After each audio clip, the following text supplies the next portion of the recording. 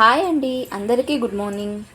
ఈరోజు గురు పౌర్ణమి కదా. గురు పౌర్ణమి సందర్భంగా నేనైతే పూజ అయితే ఇలా చేసుకున్నాను అనమాట.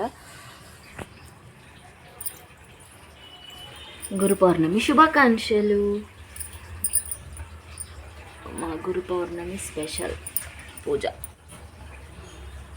సాయిబాబాకి అయితే చపాతీ పెట్టాను. ఇక్కడ సాయిబాబా చపాతీ అయితే పెట్టాను అనమాట నైవేద్యంగా. ఇలా అయితే పూజ చేసుకున్నాను.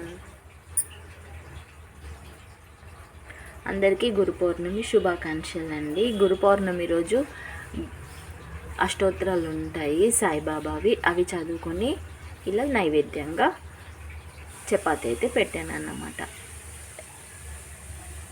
దీపారాధన. ఈయన మెహర్ బాబా.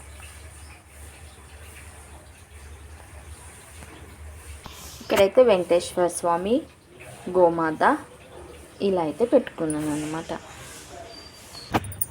గడపకైతే ఇలా పూజ చేసుకున్నాను.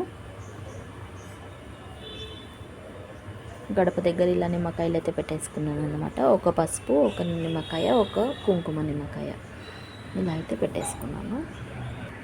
ఇంటి ముందు ముగ్గు అయితే ఇలా వేసుకున్నాను. ఇదండి సంగతి. తులసి మాత దగ్గర ముగ్గు అయితే ఇలా వేసుకున్నాను. తులసమ్మకి దీపం అయితే ఇలా పెట్టాను అన్నమాట. మనలో ఎంత వీలుంటే అంత వీలులోనే పూజ అయితే చేసుకున్నాను.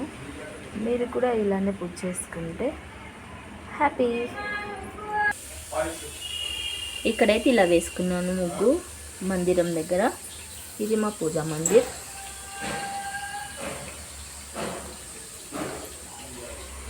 ఇలా అయితే పూజ అయితే అయిపోయింది. అందరికీ గురు పౌర్ణమి శుభాకాంక్షలు. గురు పౌర్ణమి రోజు సాయిబాబా దర్శనం చేసుకుంటే చాలా మంచిది అంటారు. చాలామంది షిరిడీకి కూడా వెళ్తారు, కానీ నేనైతే షిరిడీకి వెళ్ళలేదు. ఎప్పుడు ఇంట్లోనే పూజ చేసుకున్నాను. ఇవాళ అన్నదానాలు అవుతాయి చాలా టెంపుల్స్లో, సాయిబాబా టెంపుల్స్లో.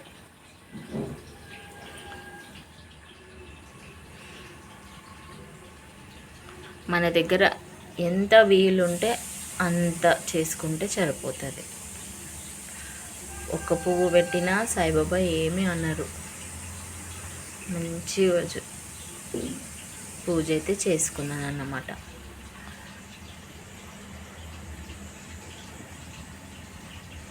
బాయ్. సబ్స్క్రైబ్ చేసుకోండి, లైక్స్ ఇవ్వండి.